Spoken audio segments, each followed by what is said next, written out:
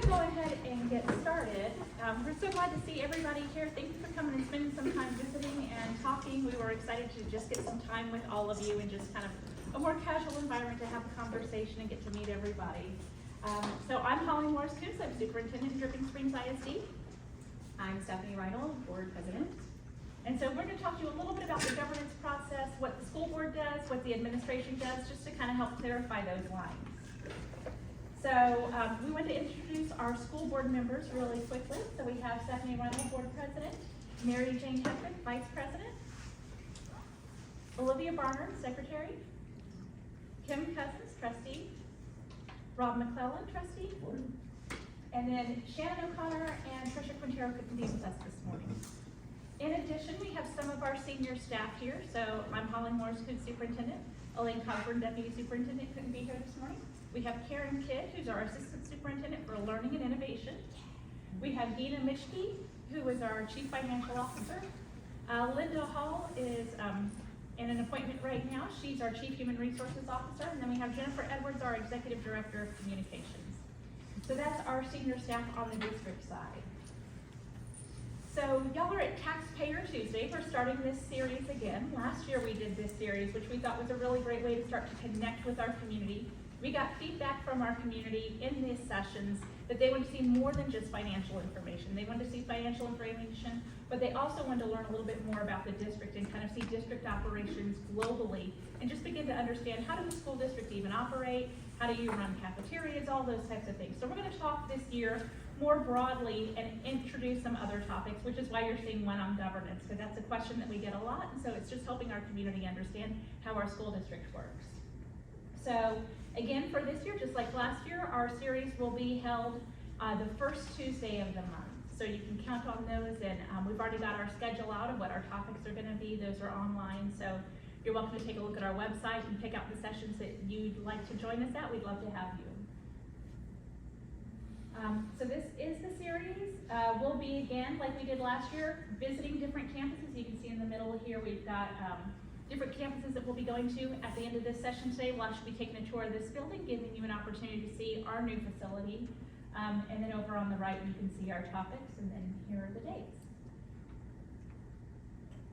So we thought we'd go around the room and meet everybody in the room. I know we did a lot of informal introductions, but just wanted to get a quick moment to just meet everybody in the room. And I think we'll start over here, Mandy, with you. Hello, my name is Mandy Cook. I have 3 kiddos in the district. We're on the east side of town, so Sycamore Middle School and Cypress Elementary. And I'm Steve Slattery. I have a 6th grader at Dripping Springs Middle School. I've been in the area for 3 years, and this is my first time to attend one of these. Go ahead, Terry. I'm Terry Curdy. I have a 5th grader at Cypress Springs Elementary and a 8th grader at Sycamore Springs Middle School. And we live on the far side of town towards Austin. So we've been through Brewster, Sycamore Elementary, Cypress Elementary, Sycamore Middle School, about half the schools. I love it here. Monica Newton. I've had 3 daughters. I have a 21 graduate, a 23 graduate, and I have a freshman this year. Hi, I'm Natalie Kemp. I have a child at Brewster, and then I have a 6th grader at Sycamore Middle. So it's different being a middle school parent. Mary Jane, talk about where your kids are. I have a 2014 graduate, and Kim was her principal, so it's a full circle moment. 2019 graduate, and I have a current junior in high school. Oh, my name is Whitney Kilwasser, and I have a 10th grader in special ed at Dripping Springs High. I'm Blaine Brunson. I have 3 boys. We actually all started here when this was Walnut Springs Elementary, and the oldest graduated last year, and then the next one is a junior, and the youngest is a freshman at the high school. I'm Christopher Schultz. I've got 2 5th graders at Sycamore. I'm Karen Kidd. All of my kids have graduated. Great, Kim. I'm Kim. I have a 2023 graduate from Dripping Springs High School, and then I have a son who graduated from Lake Travis High School in 2002. retired high school principal from this district in 2013, and glad to be on the board and serve our district. Out of retirement. I'm older than dirt. Not true, not true.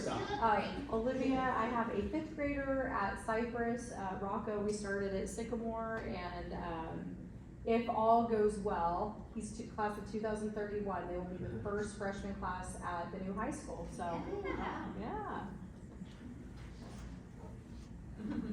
My name is Walt Crudoff. I'm a community member. I don't have any kids in school in the district. I do have a bunch of grandchildren across the country, kind of spread out.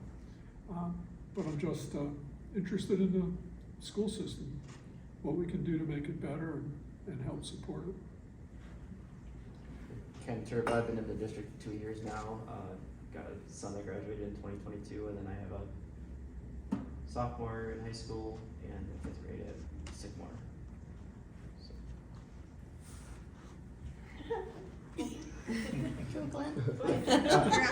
All right, Clint Pruitt, I'm the Director of Facilities and Construction. I've been with the district for 6 years, and I have a son who is a junior that goes to school at Rouse High School in Leander. And I'm Dina Mitchie. I'm new to the district. I'm the new CFO here. And I have 2 children, but my son is a senior this year, and he's at Vista in Leander, and he'll finish there. So excited to be here in the district. Jennifer Edwards, Director of Communications, as Dr. Morskins mentioned. I have 3 kids. My daughter just graduated this past year and has started at UT in Austin, doing great. And then I have a junior and a 7th grader at Sycamore. So, you want to introduce yourself? Sure. Blake Barrington, Communications Specialist. I've been with the district about 3 years. Branson Hardcastle, also Communications Specialist. And I've been here for 3 months. Hi, I'm Rob. Like him, newly elected trustee. I got a couple kids, one in Brewster, 4th grade, and my daughter is now an 8th grader at Sycamore. Holy smokes. It's getting real. So, nice to see them. Oh, I didn't tell you about me. Especially my time on a sliders. That took a while to get through my kids. I have 4 children. My oldest is a 5th grader at Sycamore Elementary, and she will, like Rocco, hopefully, and like Christopher's sons, also be the first graduating class of the new high school, potentially. I also have a 2nd grader at Sycamore, and then I have a 3-year-old at home and a 1-year-old at home. And then Holly Morris-Coots. We have 3 kids. Our last is a senior at the high school, so it's getting real. That's right. As Ron said. We are right at that stage of our very last of first, which is what Mandy and I were talking about when we got here. It's an exciting year for us. So a little bit about the district. So our district, as you may know, is a fast growth district. So in 2018, we were just under 7,000 students. Right now, we're just over 8,500 students. Our official enrollment numbers for this year actually come in October. So these numbers are benchmarked to the same last week in October every year. And that's kind of how a district gets an official count for their enrollment. So we'll know our official number in October, but I can tell you right now we're tracking over 8,500 students, so we've really grown. We have 8 campuses, so 1 high school, 2 middle schools, and then 5 elementary schools. And as a district, we are 198 square miles. So when you think about the size of our district, we're pretty spread out for a school district. So in the state of Texas, this is the governance structure. It actually starts over here with the governor and legislature, and that's who passes the laws for public education and makes the rules for us. That goes down from the governor to the commissioner of education. And so he is appointed by the governor. He oversees the work of the State Board of Education, which is elected 15 members who write the rules the way that we're supposed to implement them from the legislature. And then there's the Texas Education Agency that the commissioner also oversees. And what they do is they are the governing body who make sure that we're implementing and enforcing the rules appropriate. And so you kind of see it starts here, goes this way, he oversees both of those, and then that's where we get to the school board and our board of trustees. And so our board of trustees is 7 members. They are elected locally. These other individuals are all statewide. And then the board oversees me as superintendent, so the board sets the policy, and then the school district and our leadership team are the ones who actually do the implementation and make sure that things are running smoothly day to day. No, I mean, I think that school board members are often kind of seen as representatives because we're elected offices, and so it's not quite like that. You know, we don't do legislation kind of things for a school district. You know, we don't write laws like a legislator does. And so someone, I think it was on a campus tour at one point, called the superintendent the governor of the district, and I was like, kind of. But it's just, it's a lot stickier than that, and so it gets very confusing, I think, when we talk about governance, because it truly is a very unique, I don't even really like to call it political office, you know, public office, because there is nothing else like it. We're not even really like State Board of Education, even though it's the same language that we're using. So just understanding that at a local level, it's very unique. And in Dripping, it's very unique, you know, because we have an ETJ, we have city, very small city limits, we have county, you know, just all the intersections, I think, get very confusing when we think about what's within our jurisdiction. It's really only the schools. You know, we can't do much about the road system, we can't do much about the lights on the roads, you know, lots of different things around that. None of that is really under our jurisdiction, and so it's more about kind of understanding where we do have power and where we don't have power. The only thing I was gonna add on the demographic slide, I kind of jokingly, but also seriously, I'm the demographic of Dripping Springs. So if you can remember me and my 4 young children, you'll understand why we need more schools. Because it's not about we're attracting all these people to the area, although that is happening too. It's about people like me who have 2 children at home, still not yet in school. You know, a lot of my preschool parents, a lot of my new mom friends, they have tons of families. They have tons of children, but their children are not even in our school system yet. And so those are the kids that we're planning these future schools for. It really has very little to do with this, you know, mass population growth of the area, although that is happening too. But if you can remember me, my 4 young children, you'll remember the demographic that is Dripping Springs right now. That makes me the old demographic. But we were sitting at a football game this weekend at Eanes.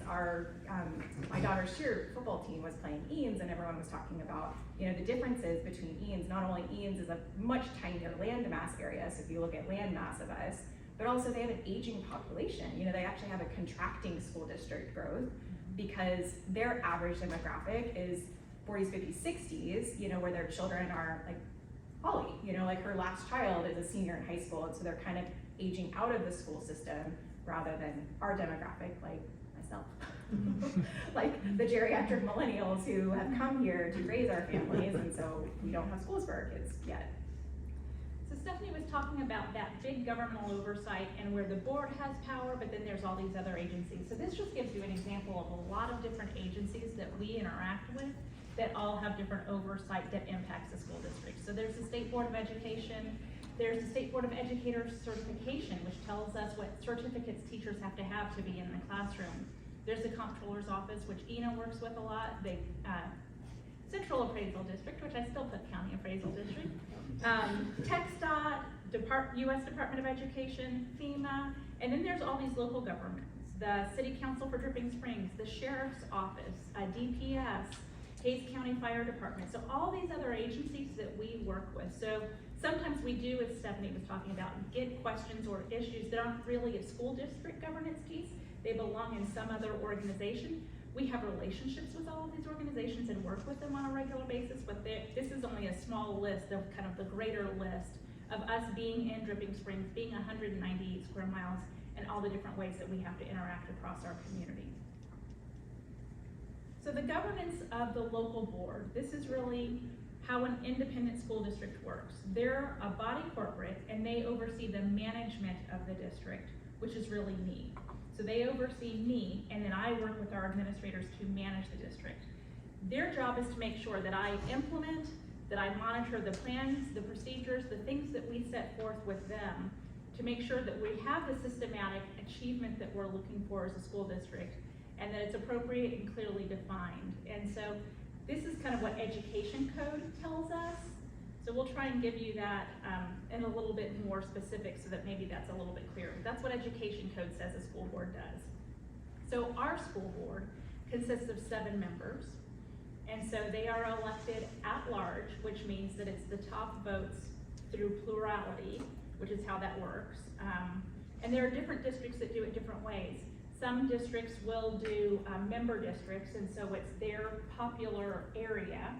And so you get appointments based upon the size of the area and those appointments. In our district, it's at large. It means that our school board, each individual doesn't represent an area of the district, they represent the district as a whole. And then our elections are held in May, so that's consistently when you'll see our elections come out, and then our terms are for 3 years. There are a couple of interesting districts across the state, but by and large, this is how most districts operate. They operate like this, or they operate by place, which really isn't significantly different, it's just in the way that the voting is done. There aren't a whole lot of districts that do the member districts. Typically, that's gonna be a really large district, like an Austin ISD. Some major urban districts do that, but most districts our size are going to be board members at large. Yeah, I mean, we see places a lot, I get that question a lot, because a lot of school districts, and even a lot of local school districts do have places, and that just means that one person holds that place. It doesn't necessarily mean that board member represents a part of the, a specific part of the community. Dripping, we are unique in the sense it's kind of, a free-for-all, basically. So, everyone puts their name in a hat, top votes wins, which is what it means. They're voting as plurality. So there are actually qualifications to be a school board member. You have to be a U.S. citizen, you have to be 18 years or older, and believe it or not, there are some school districts with 19, 21, 22-year-olds who are on their school board. It's fascinating, but you really do see that happening now across the state. You have to be a resident of Texas for at least 12 months. You have to have resided in the district for at least 6 months. You have to be a registered voter. You have to not be mentally incapacitated and not been convicted of a felony. And so then board commitments, and I may let you speak to this even more than I can speak to it. I know she made this slide, I was like, that's it? That's my only commitment? Yeah, just these few things. So they attend 2 monthly board meetings. So there's an agenda review that we do every month, and there's also a regular meeting every month. They also attend all called meetings, whether those are workshops or special meetings, and we typically have a workshop every month. They do monthly campus visits. They attend a full day of annual training, and then they have other meetings and events that they're going to. So there are quarterly school board conferences that they're attending, they're at graduation, and there are a host of other district events that we are all at together. They serve as district committee representatives, so they're also attending several committee meetings across the school district on a monthly basis. And then they have their own board subcommittees, and so they're also attending those subcommittee meetings. And then sometimes people ask if there's training requirements, and there's a whole host of mandatory state training requirements annually. And it seems like those are growing every year. Something else gets added to the list, and that list gets a little bit longer for school board members. And that's all legislated. So again, going back to that initial chart, that's all the legislature point. And then there's also continuing education hours. So this is kind of the requirements. It's not just the 2 board meetings that you see. There's actually a lot more that goes into it and a lot more time. And I would say it's a pretty big commitment. Yeah, I mean, the big thing beyond just the meetings and kind of these required events, we as a board, I think, have done a very good job really connecting to the community. I mean, I think that's where a lot of these events come into place, but even outside of events, the ad hoc phone call from a mom friend or text message from Mandy, about the bus system, and just different things that pop up from community members. It's a really important part of our job because, as we'll see, the superintendent, they are the experts on education. We rely on them to implement, to give us feedback, to help them out, to do their job better. We are the experts on the community. That's what we were elected for, is to be that kind of voice of the public, of public education. And so that relationship is very critically important to me, and I think to our board this year in particular. We really tried to continue to improve that because frankly, we got a lot of schools We got a lot more needs for bonds in the future. We have a lot more need to partner with our community to be able to meet the goals of all of our students in the district. And so that requires a really good relationship with our community. And that's a really important thing that's not, you know, a specific time commitment so much as kind of the psychological impact that it places on all of us board members. Because it can be the job that never ends, and also kind of maintaining kind of strong boundaries too, that, hey, I'm just a mom today, y'all. We can talk as friends, you know, or, you know, those moments when you need to hear a friend out even for actual, you know, more official type situations. So then, school board responsibilities, they have the responsibility to hire the superintendent, to evaluate the superintendent, to collaborate with me, which Stephanie was just talking about, to adopt board policy, to adopt the vision statement for the district, to adopt district and campus improvement plans, to adopt the budget, establish the tax rate, and campus elections. And these are all legally required responsibilities of the school board. So this is what the legislature says the school board must do. On the administration side, I'm responsible for working with my team to make sure that we're managing the district operations. I'm responsible for organizing the central administration team and setting up the org chart and structure for our district for how we're going to manage all of the operations. I'm responsible for working with Gina, who helps us to prepare the budget by working with all of the departments and stakeholders across our district. I make the employment recommendations. We recommend policy to the board, so when we're bringing the board policy, they're approving it, but we're working through the process with our attorneys and with various agencies who help us to make sure that that policy is right for our district before we take it to the board for their final approval. We develop the regulations, which is underneath policy, which is the how we're doing things day to day. We develop the district and campus improvement plans with our principals, and then collaborate with the board. So this is kind of a quick responsibilities comparison just to help you see the verbs and kind of the differences between the two. So school board is governing and overseeing, they're guiding, they're directing. As Stephanie talked about, they're the community voice, so they're representing the public interest and deciding what. Then on the district administration side, we're managing, we're implementing, we're operating day to day. We're taking those 7 voices and then acting in the public interest as one team of 8 bodies and a decision going forward for the district, and we're deciding how. So the board decides what we're doing, and then the district decides how are we going to put that into place, how are we actually going to manage and function. No, I remember when when you read about responsibilities and kind of read these like big words, you know, like vision, like guide, it kind of sounds like, do they do anything? You know, like, what does that mean? You know, it feels like very ethereal language, and it's actually a lot more than you think. And sometimes even just literally influence is very powerful. And sometimes you don't see everything that we do, not because it's in closed session even, but just because there are a lot of, you know, routine things that even find itself in, you know, the consent agenda, like, you know, stuff that we don't discuss massively, but a lot of things go through the board. I mean, we have this year 11 meetings a year, but, you know, normally 12, like, you know, every calendar month, and we always have very long action items. Like, there's several action in every meeting, so if you just, you know, do the quick math, if there's like minimum of 10 action at every meeting, that's over 120 things that we take an active action on every year. And that's not even including just the conversations that are had that kind of help with some of the managerial aspects of kind of what happened. You know, on the bus situation, just because I'll address it, you know, it was implemented by administration, but last year we heard a lot of complaints from people that completely did not get any bus service for the entire year.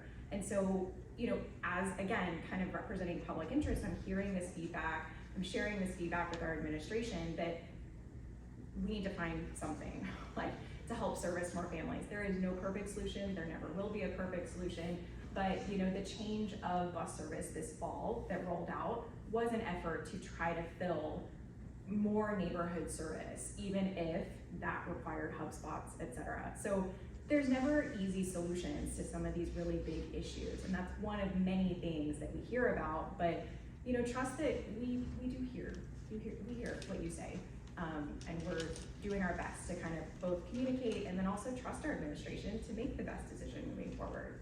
And I think that's a good example of the collaboration that happens. So as administrators, we're running the community committee. So Elaine was chairing that, working with about 30 parents and talking through here are different options and trying to figure out what are the best solutions. And then ultimately building a plan that we then brought back to the board and said, here's our recommended action. We're proposing additional compensation. Here's what that does to the budget that you have to approve. But all of that comes back and goes back through the board once we've done the legwork to say we've been working with our community and our stakeholders to bring you our best recommendation for how we can make some impact and some change. And so it's that collaboration between the two. So what is board policy? A lot of times people will refer to board policy or say is that a policy? Sometimes we mean technically policy, and sometimes we mean more like administrative guidelines or procedures. So board policy is actually a specific set of documents that we have, and it's the statement by the board requiring or authorizing specific action. So it tells us what to do, and it's a guide that helps us make decisions. So when we bring the board policy, what's supposed to happen with policy is you set that early on. You set that ahead of your problem. That way, when your problems come up, you've already made some decisions about how generally you handle that. And what that does for a school district is helps us year over year make sure that whether you have leadership changes, whether you have board changes, that policy is effectively implemented across that time span so that your district stays consistent and true to who you want it to be. So it provides direction for us as administration. It also provides direction for our parents, our staff, and our students. It makes sure that we are being reasonable and fair across, like I said, a long time period. It gives us a legal basis for actions, and I'll show you that in a minute. But really what it does is helps us operate efficiently and effectively across time, so that whether it was a policy that was, from 10 years ago, or whether it's a policy that's here today, that we're acting consistently across time. So this is an example of legal versus local policy, and I think this may be helpful. So legal policy over here, this one is about safety programs, and I felt like this was kind of a relevant, up-to-date policy. So it says a board can employ security personnel by entering into a memorandum of understanding with a local law enforcement agency. So this is what the law says when we're looking at legal framework here. Our legal policy tells us the law says X. Then when you look at our local policy, which is on the right, so same policy, still safety program. Now it says that the board will have SROs. So that's our local policy, says that we're going to employ SROs by an MOU. This says we can, this says we will. Then, just past board meeting, our board adopted a school marshal program. And so we add to that policy, that was part of the approval process. We made the approval for the marshals in a resolution. We added to this policy school marshals in addition to SROs. And then we did a compensation plan for them that the board set, here's what their pay is going to be. So you can see how that structure of what the board is doing and what the district is doing, is we're doing the legwork to study what will we implement and how could we implement it, and then we're taking it to the board and saying, here's what the law allows, here's what you've decided locally, here's our recommendation for making a slight change to our local policy. And so that kind of follows through, board policy kind of follows through the system with that recent decision. Yeah. Can we talk about that? Yeah. Okay, so we are gonna have a specific SRO per campus. So that was decided in May, right, at the board? So we've had SROs already at the high school and at the middle school. Right. So then what we were adding was SROs for our elementary campuses that are standalone campuses. Right now, they're not able to staff those. Okay. So what we're doing is adding marshals in until they're able to staff those SROs. Okay, because I saw that, where's hearing that now? In Leander, that he was gonna push it off and say he couldn't staff, and that, because the state's only gonna pay $16,000. Yeah, that's so, Serena's presentation, yeah. Okay, so y'all, as a district, were able to add up to the $16,000 the state's gonna pay, and then we had already set money aside because last year our board in May had already decided that we were going to pay SROs. So the funding was already there. We're just moving that funding bucket from SROs over to marshals. Okay. And so we had already done that legwork and planning with our board early, which helped us be able to afford it. We're a little bit ahead of the curve where some other districts are struggling a little bit with that. We just have to find people. We just have to find some people. Same like buses. Same with buses, exactly. But that's kind of our overview. We're happy to answer questions and kind of spend some time talking about it or do some clarification. Want to again just remind you of what our upcoming sessions are. What questions do y'all have? What's the difference between an SRO and a marshal? Okay, so SROs, our school resource officers, they are actually law enforcement agents. So they are out of the sheriff's office. School marshals are locally employed by the district. They are not employed by the county sheriff's office. They still have training requirements under TCOL, but they're not a law enforcement agent. They are really only there for a single purpose, which is just the school safety. They can't make arrests, unless it's a, Will they carry a firearm? Yes. That's a requirement of the law. What other questions do y'all have? I don't have a question. I was just going to encourage everyone to, I see some faces that were here last year, but just encouraging neighbor, friends, fellow mom groups, dad groups, to share the upcoming dates for Taxpayer Tuesday. Yeah, we're excited. So Elaine's gonna do School Finance 101 in October, which is really a great presentation. It's, I think, if you're ever wondering how does funding work in Texas, she's got a visual model that I think helps to kind of clarify some of the big ideas. So it makes that a little more crystal clear, and I always learn something from it. Board members.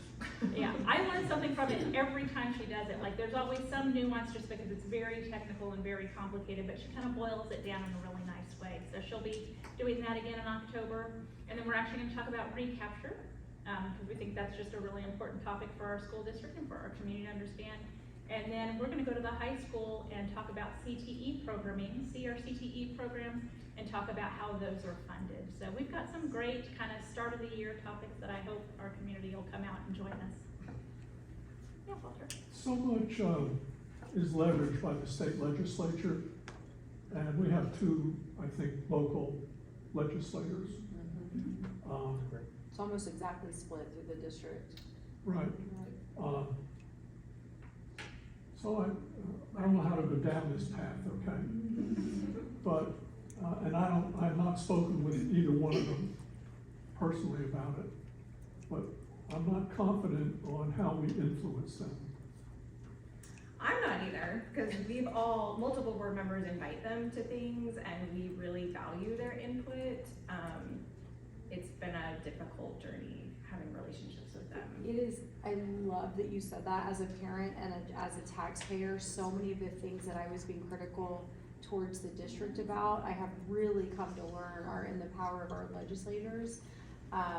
So we do make invitations. We'd love for you guys to reach out to your state reps and maybe invite them to the third. But it is, we just finished 88th legislative session. You and I were just talking, we're going on year number 5 with the same per student allotment in this, inflationary period. And I didn't hear, is it okay for me to just say my opinion out loud?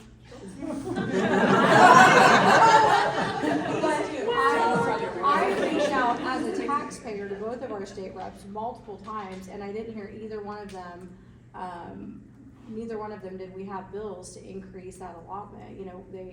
One particularly was really speaking for property tax reform, which we desperately need. But there's still gonna be, $100 million worth of tax revenue coming to the district. So it's still a lot of dollars that are coming in. And if we kept more of that locally, we wouldn't have some of the struggles that we have. So I'm with you on that. And it is a part of governance, we are a governing body, like the House, the Capitol, just obviously at a much more local level with a much more narrow focus on our school district. But a lot of our job description is that advocacy piece to the legislator. But it's been a challenge. A comment, question, kind of piggyback on what Olivia said. There are policies, board policies on what board of trustees can and can't say to who in what environment, and like walking committees and the policy has been for a while that only the board president responds to emails, so there's a lot of buzz about, I emailed my trustee and never heard back. So can you talk a little bit about the structure that you guys are, I mean, you are neighbors, you can talk to people, but there's certain things you can and can't do because of the board policy.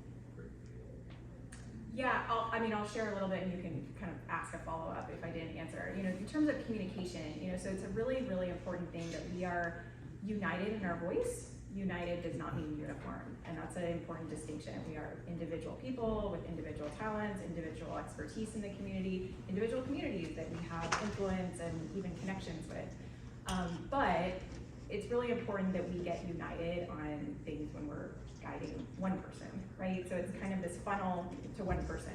So oftentimes in communication with people, you know, I will direct, if it's literally not even in my job description, you know, like something that really should be handled with a teacher or a parent or a coach or, you know, go talk to them, you know, like, and so a big part of is kind of helping that, we call it, you know, I don't know, it's been called different things, but trail of resolution, where like, you're going through kind of the lowest common denominator person up through the channels, and like, worst case, it, you know, came to the board level, but I actually really want to recuse myself from situations like that. So those are kind of more grievance situations that we kind of help guide in that manner.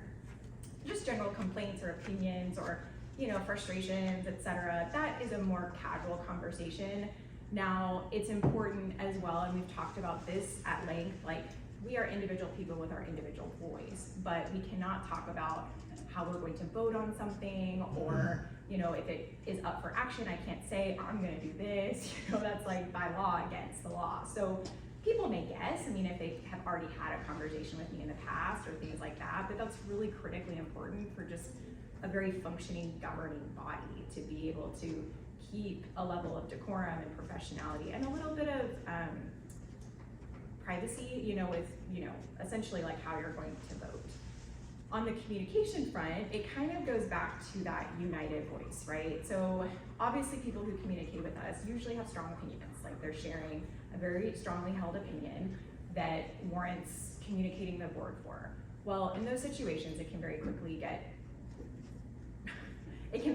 unravel. Say if you had something where 7 different people are now replying with their opinions and kind of riling the situation up that isn't even either in our job description or isn't even something within our power or jurisdiction. So we've kept it a board policy every year. I've been on the board and, you know, continue to keep it a board policy where anything stated on behalf of the board does come from the president. And so usually that's either after an action item where I kind of reiterate how something was voted on, or, you know, kind of just validating their concerns, things like that. But it's, individual board members do actually have the right to reply. They just cannot speak on behalf of the board. That kind of addresses. And one of the things that we've tried to do is a team of 8 email. So there's actually an email for the full board and me, which gives at least community members the ability to give that feedback and know that every board member got it and it's reading it. And so that's just one way that, at least in terms of communication, even if you don't necessarily get a reply back from 7 board members, you at least know that they've all received that message and are following that carefully. Oh, I was just gonna say, I do often try to, it kind of depends how many emails are coming in on the same topic or whatnot, but I try to just use the language, hey, our board president and or superintendent will respond on behalf of board or district, but just wanted to let you know I got it, or thank you for taking the time to send your thoughts in. Because I hear that too, and the perception really is that we're kind of gagged and only Stephanie can do that, and I think that hurts community members feeling comfortable. They may have one relationship with one person on the board, or I think it's important that individual board members have the relationships with the community where you just say like, I got your message, I heard you, thank you for taking the time. In addition to what Stephanie does a phenomenal job of, and Mary Jane did a phenomenal job of responding on behalf of and for the board. Yeah, and I mean, everything is PIA-able, which means Public Information Act, so I mean, people can audit our text messages, like, They can audit our emails, so like if you email me, if you text me, like that goes into like public record. So, you know, it's going to I try very hard not to make it sound canned or like a speech. Like I do my very best, but there is certain restrictions. So it's always gonna sound probably a little more formal than if we're just, you know, talking casually at, you know, my son's baseball game. We're gonna have a little bit more conversational tone than, you know, if I have to respond on behalf of the board, I now am speaking for a team of 8, and I need to make sure that whatever I say is something that I know everybody also supports. Yeah. What else? Great That's all question. in other hands. You covered a lot of it, as far as the communications piece of it. I think the question I hear and that I have sometimes is, you know, so you both work in the capacity of trying to do the best work, right by the community, and represent community interests. And we talked a little bit about having an email address to be able to contact all of you. What are, I didn't say what are the preferred ways, but if a community member wants to help or weigh in on a topic, I know there are different committees and different ways that parents and taxpayers can get involved. But can you reiterate maybe just some of those that have more of the board involvement or the board facing piece of that? I mean, some of the best ways to be supportive of the district is literally just with your word of mouth. We need all the help we can get. I mean, but really and truly, sometimes it's just like a social media post. Like, you can always tag me if you want like further clarification on things that are factual and maybe you just don't understand all the facts. Or, you know, I know that because stuff can spiral so quickly on social media, and I'm personally grateful for the like 1 or 2 people that kind of chime in to support the district, or just maybe give a little bit more context to a situation that allows a more fruitful discussion. A lot of times it's literally just word of mouth. You know, like I said, I mean, we're talking about these things at sporting events, at, you know, I don't know, Mandy and I talked about the bond last year at, you know, our cheer competition. You know, so, I mean, sometimes it comes up, and we had a teacher that was with us, as another mom, and so We were waiting in line at the Universal Studios, so I'm like, that's where our Harry Potter ride was canceled, okay? So we're sitting there on the floor. Write it down. Waiting for an hour. We're not there or anything, but it was, this was after the bond had failed, and Mandy had some criticisms. I kind of offered context, and actually a teacher, was very passionate, kind of sick to her stomach that it had failed, because she's a teacher at DSE, and obviously we know that campus has probably suffered the biggest brunt, kind of having that failed bond last November, and it was just a really like robust conversation. Like, that's where change happens, honestly. I mean, I hate social media, but sometimes you can peg people and like help, but it's sometimes just showing up to board meetings, watching online, talking to me, talking to another board member, talking to committee members, you know, of different committees, like, hey, how did it actually work? You know, like, I'm hearing these rumors, like, how did it happen? You know, we just closed our call for people getting involved, but every year, at the beginning of the year, around this time, we call for people to get involved on committees, and that's a really important place. This year, we're gonna be going through strategic planning, so there's a couple different options for the community to get involved in. I can let Dr. Marskins talk about that too, but that's gonna be huge. I mean, just showing up and kind of educating yourself and being able to kind of speak knowledgeably on topics without as much emotion, maybe. Yeah, I would say September 25th, when we have our strategic planning summits, we have 2 that day. Those are really great times for our community to come out and really be in groups, hear our kids talk. We're gonna have a student panel, so our kids are gonna talk about what they want out of their public education. I think it'll be great for our parents to be there and share what they wanna see for their kids of all ages, right? I mean, we've got young parents, we've got parents who, you know, like me, are leaving the system, and so I think everybody getting together with all of those different perspectives and really having a community-wide conversation about our district is just such a healthy way for us to make sure that we build the future here. I have a dream. I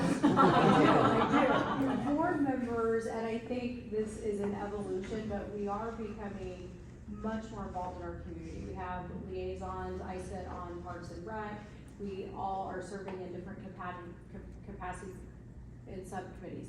I would love to see all of those entities have representatives that come to the board meetings, that come to Taxpayer Tuesday. We don't see people from the city. We don't see a lot of Now I'm going to reciprocity. get in trouble again. Yeah. But we don't. It's a fact. We don't It's see a lot of fact. reciprocity Our with state that. reps are not here, our senators are not here, Yeah. these things, so that's my dream, is that as we are establishing more consistent relationships with the other entities that we all rely on each other for, that they would also have, to me, any influence that our community has that way, like in the neighborhood we live, I try now to post on the neighborhood page things that are happening within the district. I would love to see every neighborhood, these high density neighborhoods, kind of have like a district liaison, a district captain that's sharing actual factual information with those neighborhoods. It's a dream. Well, and I will maybe just bring us to a close with, that's part of why we did today. I mean, really, this meet and greet, the session on governance was one to talk about governance, but also just to give us, I mean, we started off with a good period of time, just talking to everyone, just being here, being present, and getting to meet everybody, know your name, know where your kids go to school, you know, and be able to make those connections. So that's part of the purpose of trying to do things like this, is to make those connections across our